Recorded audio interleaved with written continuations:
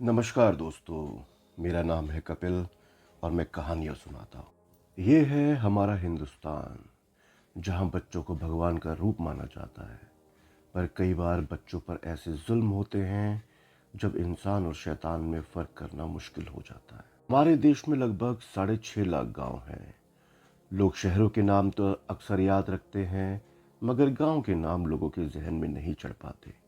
पर कुछ वारदातें ऐसी होती हैं जो गांव के नाम को भी सुर्खियों में ले आती हैं। दिल दहल जाए ऐसी कहानी है इस गांव की, जिसका नाम है निठारी।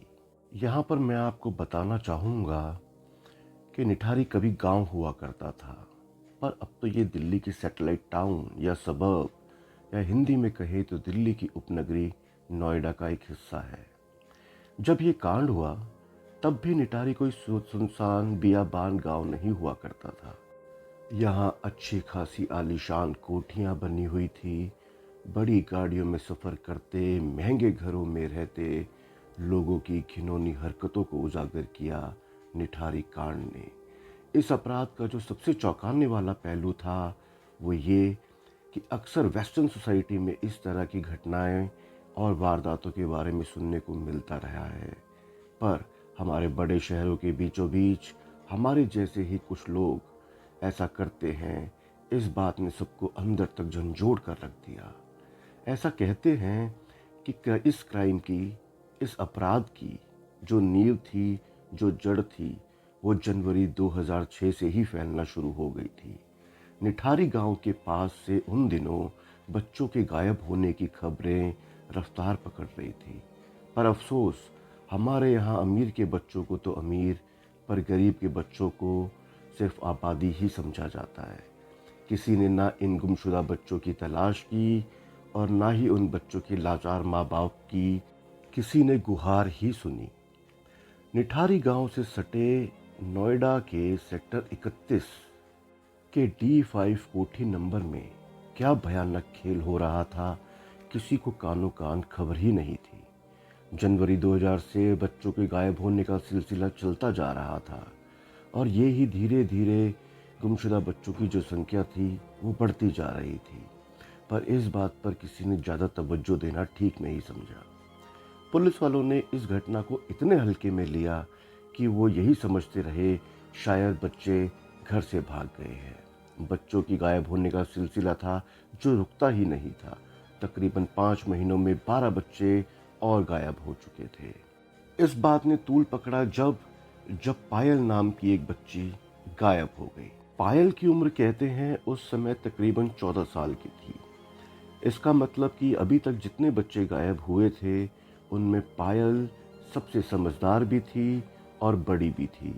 पायल के पिता नंदलाल ने पुलिस में भी शिकायत दर्ज करने की कोशिश की, पर पुलिस गरीब की कहाँ सुनने वाली थी।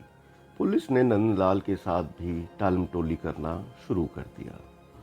जहां बच्चे का सवाल आया, गरीब होने के बावजूद पिता नंदलाल ने हिम्मत दिखाई और किसी तरह एक वकील के साथ अदालत में गुहार लगाई कि नोएडा पुलिस उनकी शिकायत दर्ज नहीं कर रही है। अब ये वो वक्त था जहां उस थाने की पुलिस ने ना चाहते हुए भी FIR दर्ज की, बल्कि उस केस पर काम करना शुरू किया। नंदलाल को देखकर बाकी जो माँ बाप थे जिनके बच्चे गायब हो चुके थे, वह भी एक एक करके नंदलाल तक पहुंचे और इस बात में तूल पकड़ना शुरू कर दिया। खबरों का बाजार गर्म होने लगा। कुछ लोगों का मानना था कि FIR इसलिए दर्ज नहीं की गई क्योंकि D5 घर का जो मालिक था उसका नाम था मनिंदर सिंह पंढेर। वो अरबपति आदमी था। पुलिस वालों का अक्सर उस कोठी में आना जाना था। क्योंकि पंडेर का बहुत ज़बरदस्त रसूख था, मीडिया में इन खबरों ने काफ़ी तूल पकड़ा। पुलिस ने बेशक अपना काम नहीं किया था, लेकिन अपनी बेटी को ढूंढते हुए नंदलाल ने काफ़ी मालूमात हासिल कर ली थी। इसी पूछताछ के दौर में जब नंदलाल ने मालूमात हासिल करी तो उसे ये पता चला कि एक रिक्शे वाले ने उनकी बेटी को D5 सेक्टर 31 पहुंचाया था और उनकी बेटी ने उस रिक्शे वाले से कहा था कि 5 मिनट में वह घर के अंदर से पैसे लाकर वापस आ रही है। पर आधा घंटा इंतज़ार करने पर जब पायल बाहर नहीं आई तो रिक्शे वाले ने डोरबेल बजा दी। दरवाज़ा खुलने पर उस रिक्शे वाले को एक शख्स दिखाई दिया। रिक्शे वाले ने उससे कहा कि भाई वो लड़की पैसे देकर नहीं गई है, मैं उसका इंतज़ार कर रहा हूँ। पर उस आदमी ने रिक्शे वाले को बोला कि वो लड़की यहाँ से जा चुकी है। रिक्शे वाले को इस बात पर काफ़ी ताज्जुब हुआ। हालांकि वो मान नहीं रहा था और कहता रहा कि मैं बाहर यहीं खड़ा हूँ और मैंने लड़की को बाहर जाते हुए नहीं देखा। थक हार कर रिक्शे वाले को वहाँ से जाना ही पड़ा। जिस आदमी ने रिक्शे वाले को लड़की के जाने की बात कही थी वो कोई और नहीं, उसी घर का नौकर यानी मनिंदर सिंह पंढेर का नौकर सुरेंद्र कोहली था। नंदलाल ने वो काम किया जो शायद पुलिस को करना चाहिए था। नंदलाल ने न सिर्फ उस रिक्शे वाले को ढूंढ लिया बल्कि उस रिक्शे वाले ने नंदलाल को यह तक बताया कि उसने नंदलाल की बेटी को D5 कोटी की तरफ छोड़ा था। धीरे धीरे जब बाकी गुमशुदा बच्चों के माँ बाप से पूछा गया और D5 के आसपास रहने वाले लोगों से पूछा गया तो मालूम यह पड़ा कि ज़्यादातर बच्चे आखिरी बार इसी घर के आसपास देखे गए थे। साल 2006 लगभग पूरा हो चुका था और पुलिस की लापरवाही के चलते ये केस दबा रहा। आखिरकार पुलिस हरकत में आई। 30 और 31 दिसंबर 2006 को पुलिस D5 कोठी पर पहुंची। तफ्तीश चालू हो चुकी थी और पुराने अफसर को हटाकर नए लोगों को केस सौंपा गया।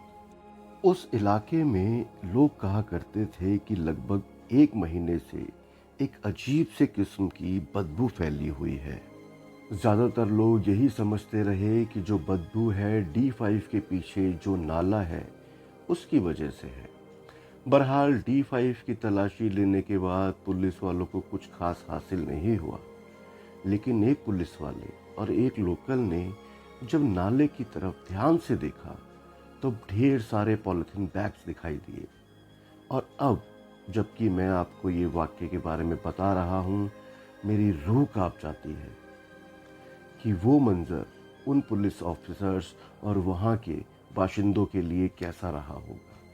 एक के बाद एक पॉलिथीन बैग्स खोले गए और देखने वालों की आत्मा सिहर गई। हर पॉलिथीन बैग में इंसानी मांस और जिस्म के टुकड़े थे। किसी पॉलिथीन में हाथ पांव और किसी पॉलिथीन में सर। न जाने कितने पॉलिथीन बैग्स निकले और हर पॉलिथीन बैग में मासूम बच्चों के टुकड़े। यहाँ पर हैरान करने वाली बात ये हुई कि किसी भी पैकेट में टॉसो यानी कि धड़ का कोई भी पार्ट नहीं पाया गया। जैसे जैसे मीडिया ने इस खबर को पकड़ा, लोगों ने अलग अलग कयास लगाने शुरू कर दिए। किसी का मानना था कि D5 में ऑर्गन ट्रेडिंग यानी मानव अंगों की तस्करी का धंधा चलता था। कई बच्चों के यौन उत्पीड़न की बातें करने लगे। पुलिस को अभी तक ये समझ नहीं आ रहा था कि माजरा है क्या। जैसे जैसे मीडिया में हलचल बढ़ी, पुलिस को भी और ज़्यादा हरकत में आना पड़ा। पुलिस ने फौरन घर के मालिक मनिंदर सिंह पंढेर और सुरेंद्र कोहली को हिरासत में ले लिया।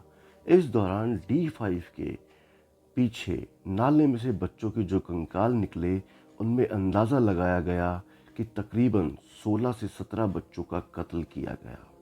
पर सवाल अभी भी यही था कि क्यों उन मासूमों की हत्या इतनी बेरहमी से की गई। घर के मालिक मनिंदर सिंह पंढेर और सुरेंद्र कोहली को अब अरेस्ट कर लिया गया और लंबी तफ्तीश और पूछताछ का दौर शुरू हो चुका था। जो पुलिस सालों से सो रही थी या ये कहें कि सोने का नाटक कर रही थी, उसने कुछ सनसनीखेज चीज़ों का पता लगाया। इसी इन्वेस्टिगेशन के द्वारा यानी पुलिस की मानी जाए तो मनिंदर सिंह पंढेर D5 में कभी कभी आया जाया करता था और घर को उसने पूरी तरह अपने नौकर सुरेंद्र कोहली को सुपुर्द किया हुआ था।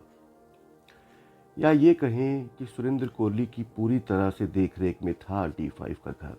इन्वेस्टिगेशन के दौरान मालूम पड़ा कि मनिंदर सिंह पंढेर घर में अक्सर प्रॉस्टिट्यूट्स मंगवाया करता था और उसका नौकर यानी सुरेंद्र कोहली कई बार मनिंदर सिंह को इन प्रॉस्टिट्यूट्स के साथ इंटीमेट होते देखा करता था। कहीं ना कहीं सुरेंद्र ने अपना मेंटल बैलेंस खो दिया था।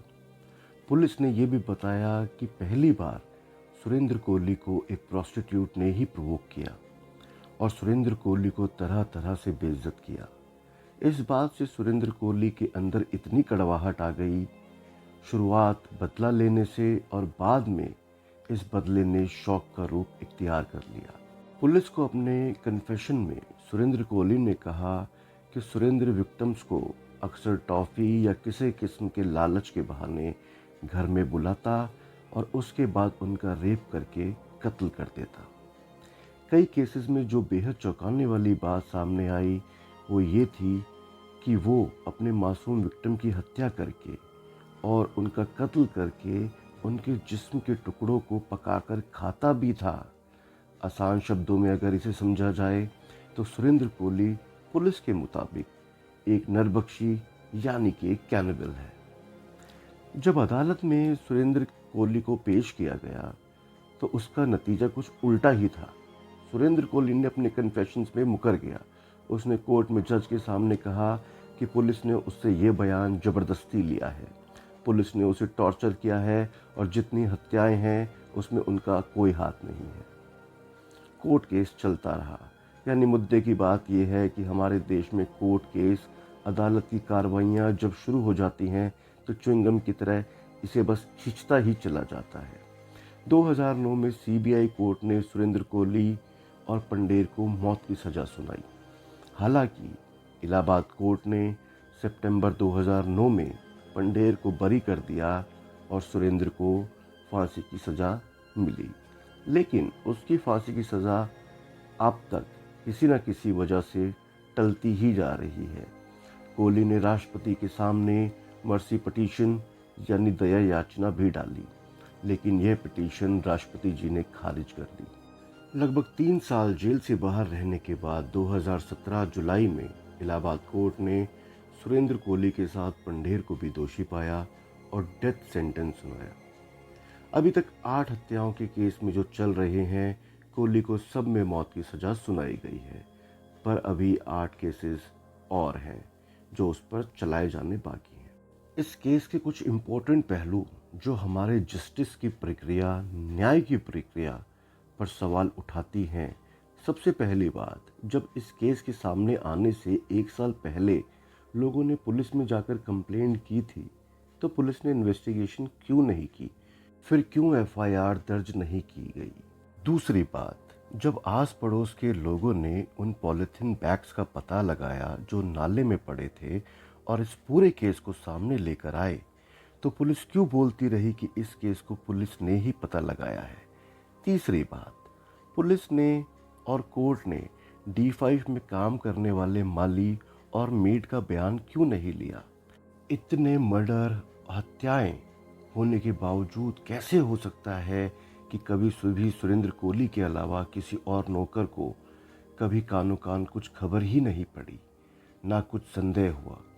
घर के मालिक पंडेर को भी इतना सब कुछ होने पर कुछ भी मालूम नहीं हुआ, या यूं कहें कि पैसे और रसूख के दम पर इंसान कानून से बच सकता है। अगर एक्सपर्ट्स की राय मानी जाए तो इस केस में सीरियल किलर जैसा कोई एंगल नहीं है, क्योंकि सीरियल किलर्स एक पैटर्न में खून करता है।